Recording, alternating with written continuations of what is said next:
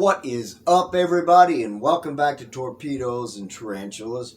For all my American friends, happy Independence Day, guys. I hope you're enjoying it safely and responsibly.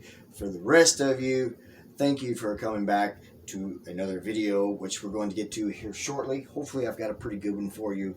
Just a couple of things we gotta get out of the way first. I'm just gonna do one last update on myself, and then you guys can quit rolling your eyes about it. Most of you already know I was in a motorcycle accident.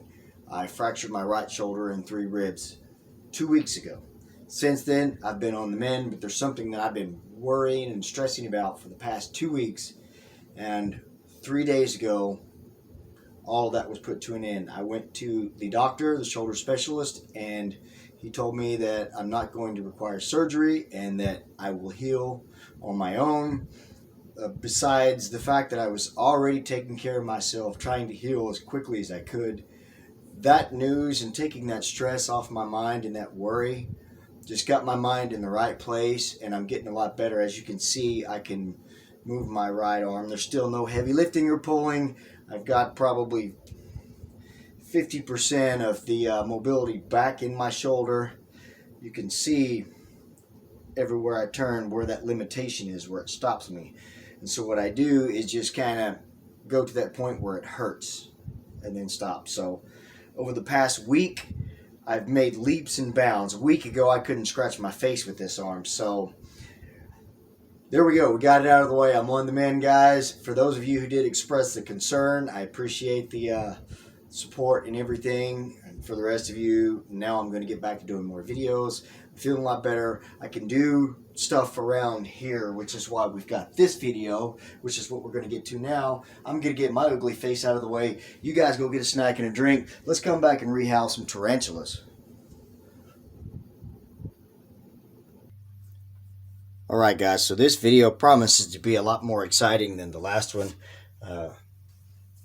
Sorry I've been boring you guys with the whole stories about myself. Let's get back into why we've got this channel, and we've got some rehousings to do today. I forgot to mention, all 3 of them are new worlds. So there's a chance of me being haired, but there's not going to be many threat postures or slap strikes.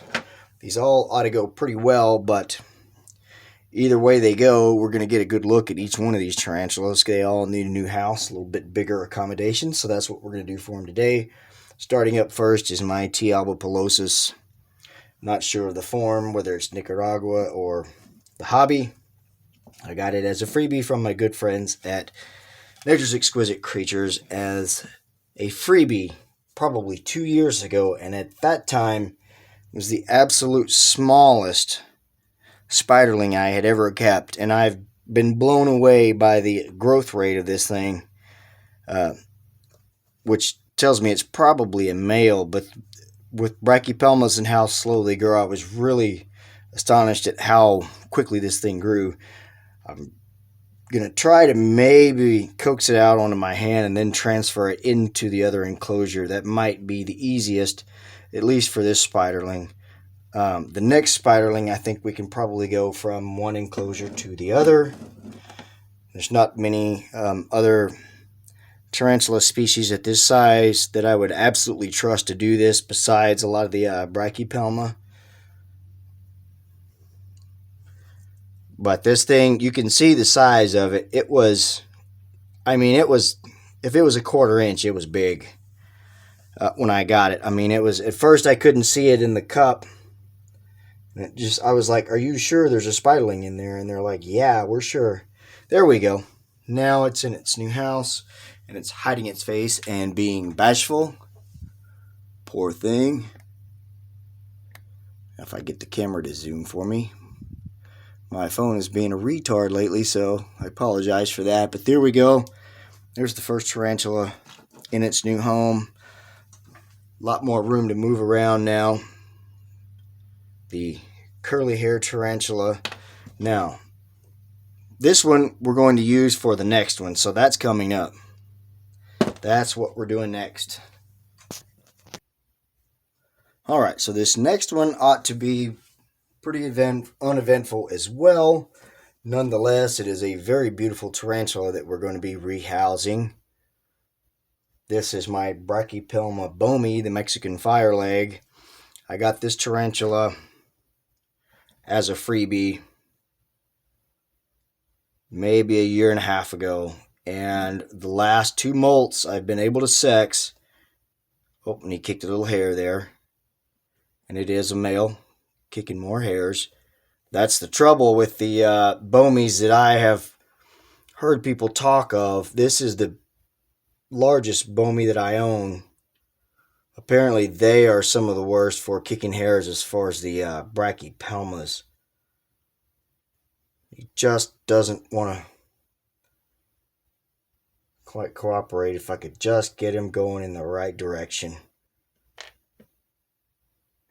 There we go. And down in there, nice and easy peasy, lemon squeezy. Hopefully we got a good look at this handsome fellow here. He is spoken for by a good friend of mine who has a lady who can use him much later on. So in the meantime, we're going to keep him comfortable and happy and fed and fat until he matures, and then we're going to make some babies of these. Let's move on to the last one, because trust me, I've saved the best for last. Alright, so truth be told, y'all, this big fellow right here, this big fuzzy fellow, is the one that, out of all 3, I was the most concerned with getting haired by. Oddly enough, that Brachypelma Bomi exhibited what, like I said, I've heard other keepers say is early on Brachypelma Bomi. They're real kicky. But this guy here, I think he's in a pre-molt, so he might be nice and slow. He might kick hairs. We don't know. I do know that cork bark is in the way, so I want to pull that out, and then I'm going to cup him and transfer him to the next container. And now that I say that, I don't have a cup, so hold on. Alright, so I've got my cup. First thing I want to do, try to come in with the tongs and get this cork bark out of the way. That will, in turn, not interfere when I go to put the bottle over the tarantula. And I can completely cover him up and then come in from underneath and scoop him up in the bottle. Ideally, we'll see how well this goes with a 40 to 50% right arm. But I think it ought to go pretty well. He's not been real, skittish and crazy, especially here lately. And I say he because I suspect that it is a male due to the colors and the growth rate. And the last molt that I got from him, I was unable to definitively spot any female reproductive organs. And so I went ahead and named him a male. And we'll get a better look at this guy here in a minute. This is the Pemphibious Platioma, the Brazilian pink bloom. This guy is from much further south than the other 2 species. And they get very large. This guy right here, easily, if he was stretched out, he could go across my hand. That's easy 6 inches. So he's pretty good sized. He's got a couple more inches to go probably before he matures out. Hopefully by then we can find him a lovely lady. But I'm going to stop yapping about him, get the other enclosure over here, and let's put him in his new house because he's probably freaked out. Alright guys, for this last one, because of how big it is and how irritating its hairs could be, I just put the bottle inside the enclosure, going to tickle him from the backside, just to walk out, hopefully, the mouth of the bottle. And now he doesn't want to move. And this is the frustrating thing about these big bodied tarantulas, is when they don't want to move, buddy, they won't move. He is just absolutely not budging for me. Thank God he's not kicking hairs, but he's not moving much either. So let's try this. See if I can get him to turn around and walk out the other way. Maybe poke him in the face, piss him off enough he'll turn around and walk out. Jeez.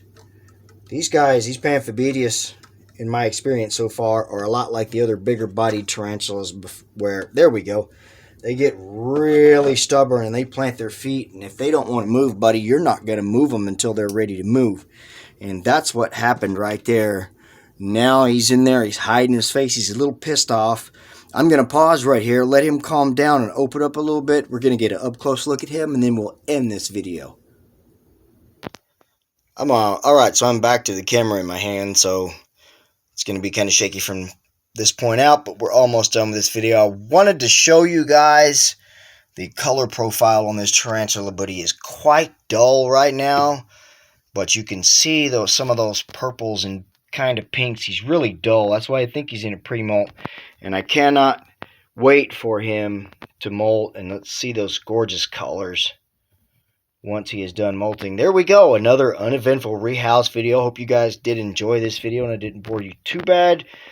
Thank you so much for watching this video. I've been noticing more and more new subscribers. Welcome, guys. For the rest of you, thank you for the support. If you like this video, let me know with a thumbs up and a comment. Subscribe if you haven't done that. Share this video with your friends. And, of course, take care of yourselves and each other. I'm going to go light the grill now. Guys, let's not forget why during this weekend we get to light fires and drink beer and cook animal flesh and blow shit up. Let's not forget the men and women that have sacrificed that we can celebrate this holiday. For the rest of you, thank you so much for watching. Have a fantastic day or night wherever you are. I appreciate you guys. Take care. God bless.